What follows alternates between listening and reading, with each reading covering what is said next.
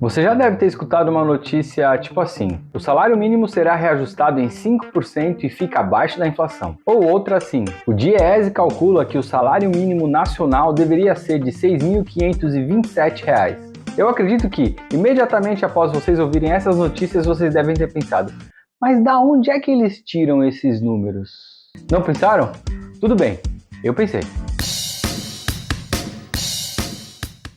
Como eu tenho essa minha cabeça afetada, essas perguntas vieram à tona. Enfim, de onde eles tiraram esses valores? Quando é que foi calculado o salário mínimo no Brasil? E principalmente, se o salário é mínimo, o trabalho é mínimo? Fala galera, tudo bem? Meu nome é Diogo Oliveira, esse é o canal Acontecidos e a história de hoje começa lá nos anos 40.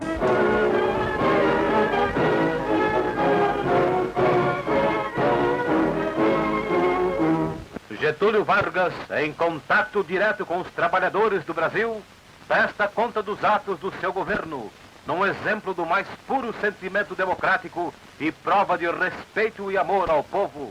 A gente vai falar sobre a origem do salário mínimo, o impacto que a variação desse salário mínimo tem na economia do Brasil, mas principalmente como é que isso tudo pode afetar a sua vida. Bom, mas quando é que o salário mínimo foi criado? No dia 14 de janeiro de 1936, era instaurada pelo então presidente da República dos Estados Unidos do Brasil, Getúlio Vargas, a Lei número 185. Essa foi uma lei revolucionária em diversos aspectos para o nosso país. A Lei 185 de 1936 contém 20 artigos, que, dentre vários outros aspectos, estabelece os seguintes pontos. Artigo 1º.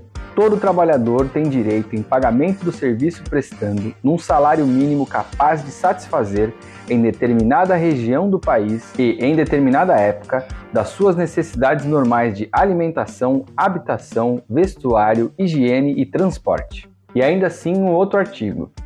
Artigo 14º. Será nulo de pleno direito qualquer contrato ou convenção que estipule remuneração inferior ao salário mínimo estabelecido. Essa Lei 185 vigorou de 1936 até 1943.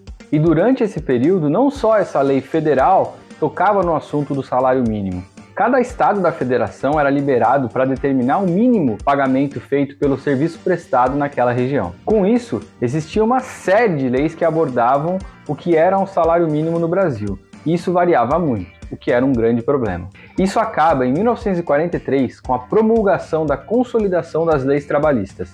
Essa consolidação vai dar origem à nossa querida CLT e a tal queridinha Carteira de Trabalho.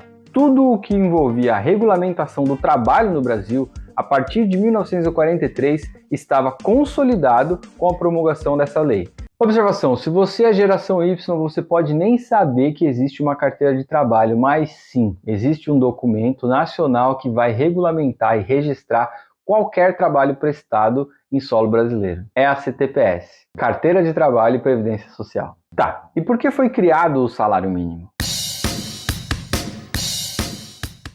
É muito complicado afirmar categoricamente que existiu um motivo que levou à instauração do salário mínimo. Apesar de hoje parecer óbvia a necessidade de se ter um salário mínimo, naquela época as coisas não eram bem assim. Vale ressaltar que naquela época o Brasil estava vivendo o que chamam de Estado Novo, que é só uma forma que os historiadores acharam de passar um pano ao que foi a ditadura de Getúlio Vargas. Esse ponto é relevante sim porque essa lei não foi discutida, não foi para a Assembleia, nem plenário, nem nada disso. Não tinha Assembleia nessa época simplesmente porque Getúlio Vargas mandou fechar. E fechou. Então os fatos contados e registrados naquela época permanecem como sendo a verdade, porque simplesmente não existia a possibilidade de questionamento. Um outro fato relevante é que não existe literatura que aborda especificamente a constituição do salário mínimo.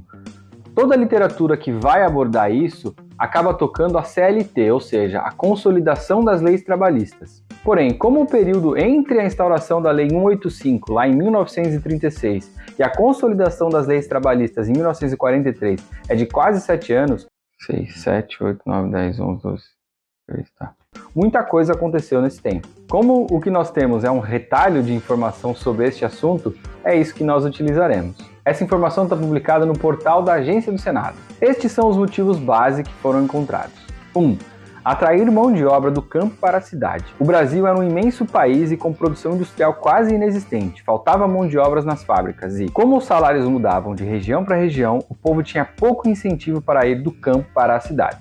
2. Reduzir a luta de classe. Essa expressão foi utilizada pelo então ministro Lindolfo Collor, ministro de Getúlio Vargas. Com a definição das regras trabalhistas, a relação de emprego estaria mais bem estabelecida e clara entre patrão e empregado. Errou! 3. Sufocar o comunismo. Lá em 1943, no texto que aprovou a consolidação das leis trabalhistas, também ficava claro a diminuição da influência e do poder dos sindicatos na defesa dos direitos trabalhistas. Outro ponto absurdo dessa CLT é: não existia o direito para greve. Ela era indicada inclusive como contravenção. Se você fizesse isso, você estaria cometendo um crime.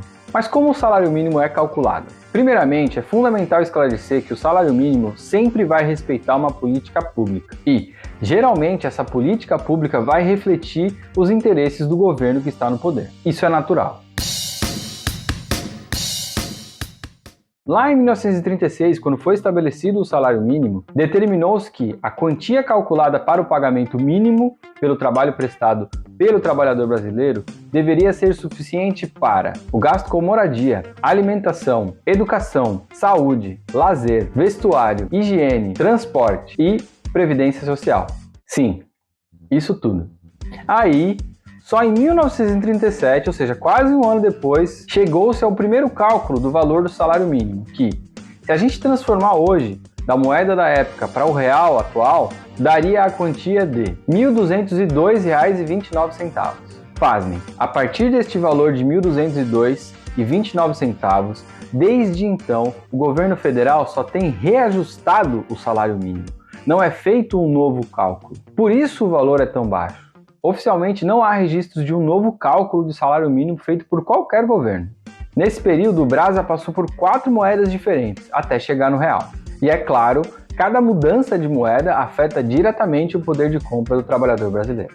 Para vocês terem uma ideia, eu estou gravando esse vídeo em dezembro de 2023 e o reajuste do salário mínimo desse ano foi feito com base no INPC, Índice Nacional de Preços ao Consumidor. Em 2023, ele marcou tímidos 2%.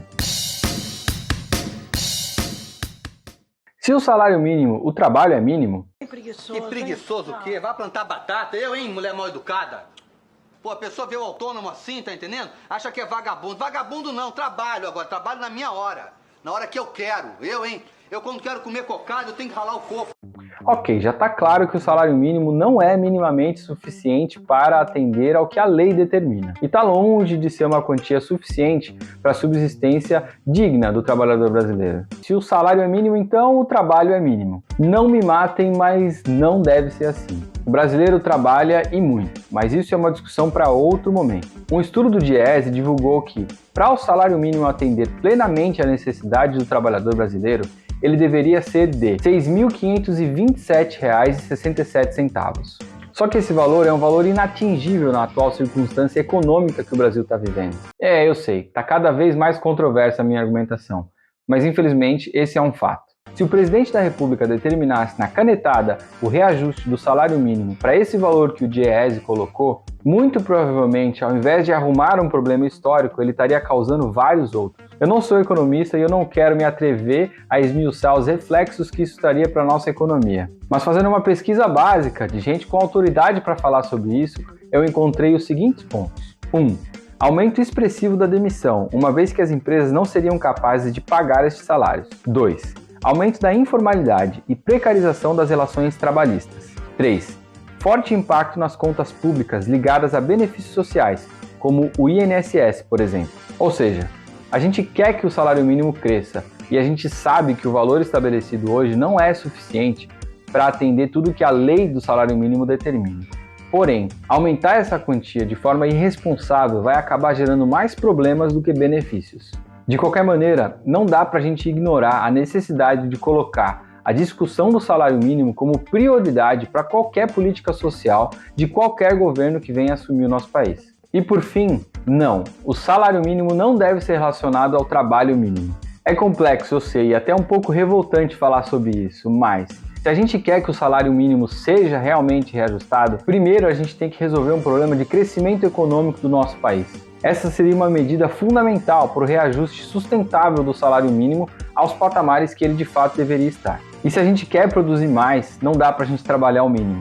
Isso depende muito mais dos empresários, do governo, do que de fato do trabalhador. Mas é muito importante que a gente não tenha um pensamento tacanho que diminua a nossa possibilidade de ganho.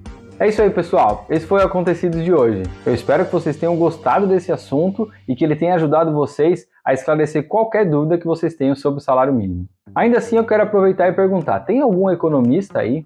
Deixa aqui nos comentários qualquer tipo de impacto que você vislumbra caso o salário mínimo fosse reajustado na canetada. Outra coisa que eu fiquei curioso para saber, se vocês somassem as contas pessoais de cada um de vocês, quanto vocês gastariam em média? Valeu, pessoal, até o próximo vídeo.